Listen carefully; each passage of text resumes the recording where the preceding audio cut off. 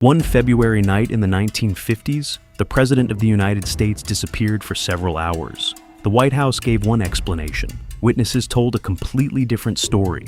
According to the official version, he had gone to the dentist for an emergency after a broken tooth. But years later, researchers discovered that there was no trace of such a visit.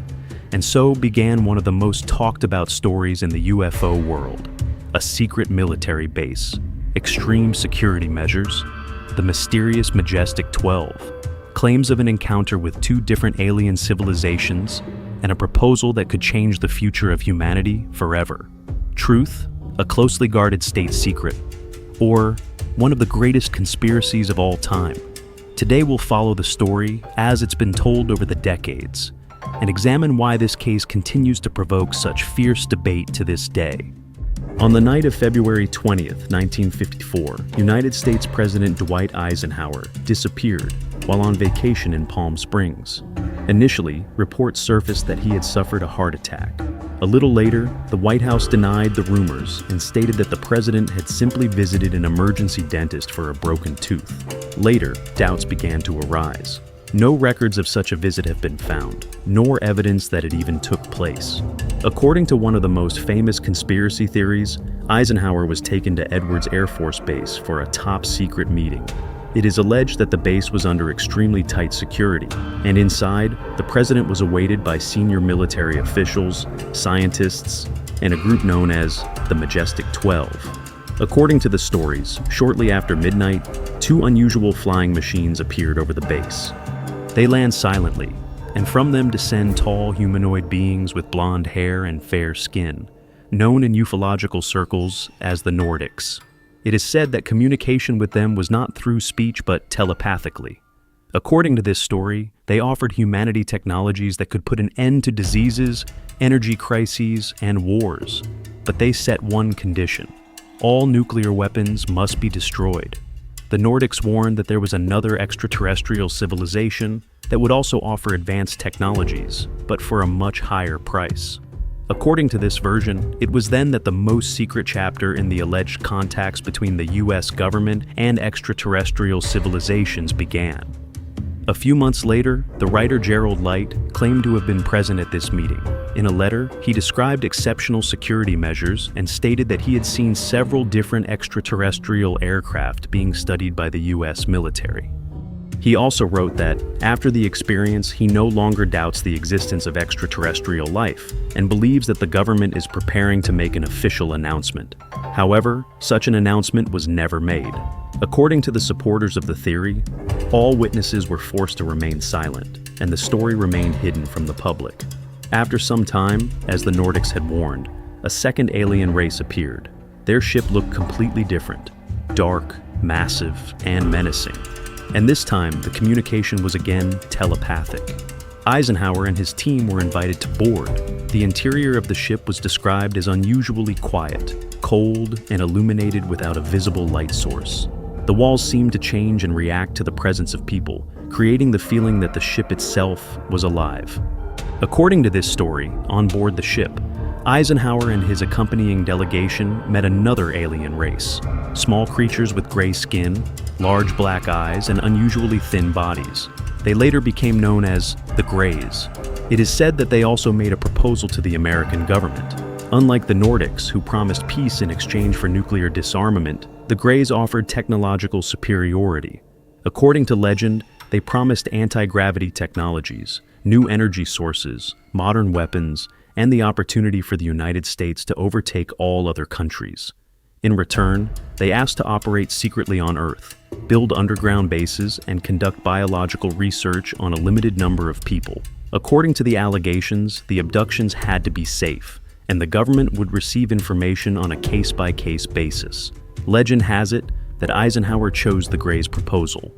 Thus, a secret agreement was concluded, according to which the United States received alien technology, and the Greys received access to secret underground facilities. According to the theory, the construction of huge underground bases began soon under the deserts of New Mexico, Nevada, and Colorado.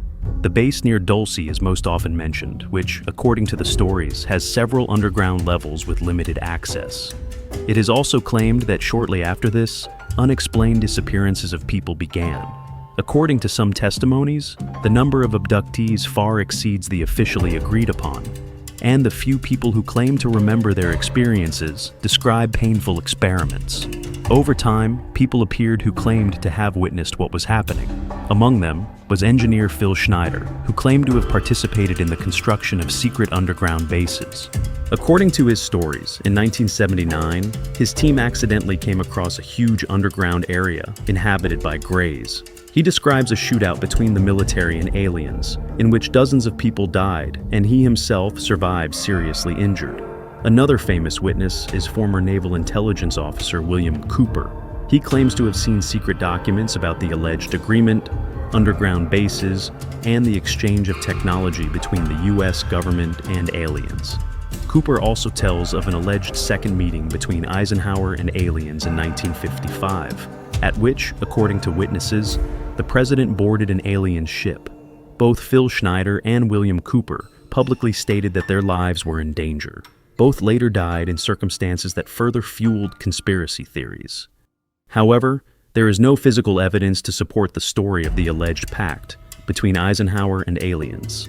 The official version remains that the president visited the dentist, although there is no medical record of such a procedure during this period.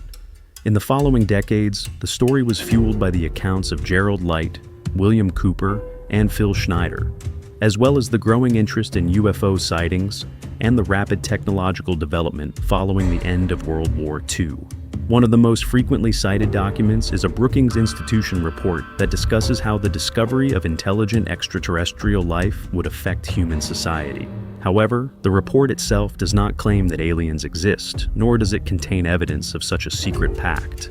The Brookings Institution report does indeed address the question of how humanity would react to the discovery of intelligent extraterrestrial life, but it does not claim that aliens have already visited Earth, nor does it prove the existence of a secret pact. Another fact that is often associated with this theory is President Eisenhower's farewell speech in 1961. In it, he warned Americans about the danger of the excessive influence of the military-industrial complex and called on society to prevent uncontrolled concentration of power. Some supporters of the conspiracy theory see in these words a hidden admission of a secret deal. Others believe that the president was simply warning about the real danger of the excessive influence of the military industry. The truth is, there is no evidence to link his speech to an alleged pact with aliens. The story of the alien pact remains one of the most popular conspiracy theories of the 20th century. It combines real historical figures, real documents, eyewitness accounts, and a host of unproven claims. Eisenhower's disappearance for a few hours, Gerald Light's letter, the stories of William Cooper and Phil Schneider, and the rapid development of technology after World War II continue to fuel the imagination of millions of people. But to this day, there is no physical evidence to confirm that such a pact ever existed.